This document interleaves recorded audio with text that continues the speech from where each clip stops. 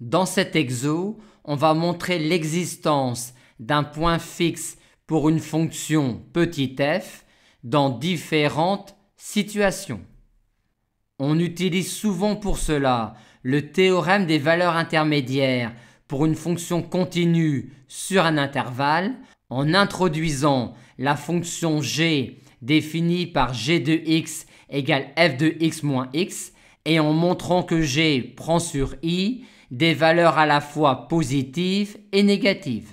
Dans la première situation, on considère une fonction f continue sur un segment AB et à valeur dans le segment AB.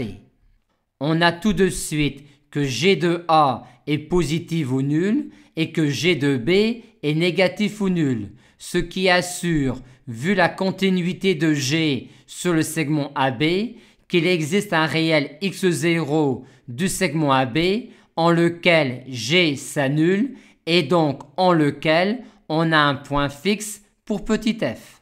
Seconde situation, on considère une fonction petit f continue et décroissante sur R et on nous demande alors de montrer que f possède un unique point fixe sur R.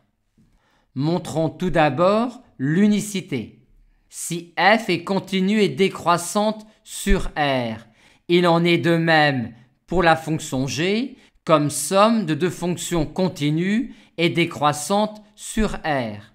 Aussi, si f possède deux points fixes distincts sur R, g va s'annuler en deux points distincts x1, x2, et comme g est décroissante, ceci implique que g est nul sur le segment x1, x2, et que donc f de x est égal à x sur le segment x1, x2, ce qui est en contradiction avec le fait que f est décroissante sur R.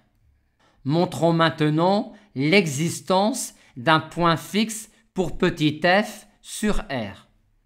F étant décroissante sur R, f admet en plus infini et en moins l'infini des limites finies ou infinies. Plus précisément, en moins l'infini, soit f a une limite finie, soit f tend vers plus infini.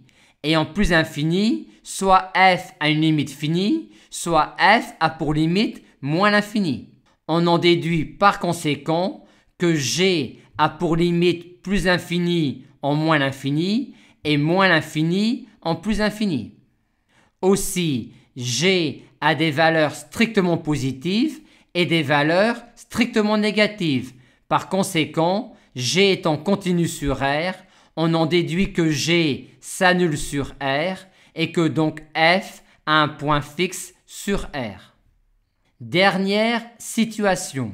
On considère maintenant une fonction petit f continue sur R, telle que pour un entier k donné supérieur ou égal à 1, f puissance k possède un point fixe. On nous demande alors de montrer que f en possède alors également 1. Raisonnons pour cela par l'absurde. Si f n'avait pas de point fixe sur R, g ne s'annulerait pas sur R, et comme g est continu sur R, ceci impliquerait que g garde un signe constant sur R. Supposons par exemple que g resterait strictement négative sur R. Et montrons alors qu'il est impossible qu'une puissance km de f ait un point fixe sur R. En effet, avec cela, on aurait également cela, et donc cela.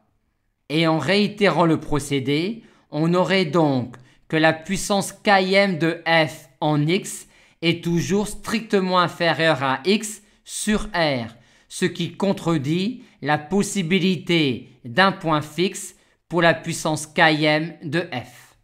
Aussi est-il nécessaire que g s'annule sur R et que donc f ait un point fixe pour qu'une puissance km de f ait un point fixe sur R.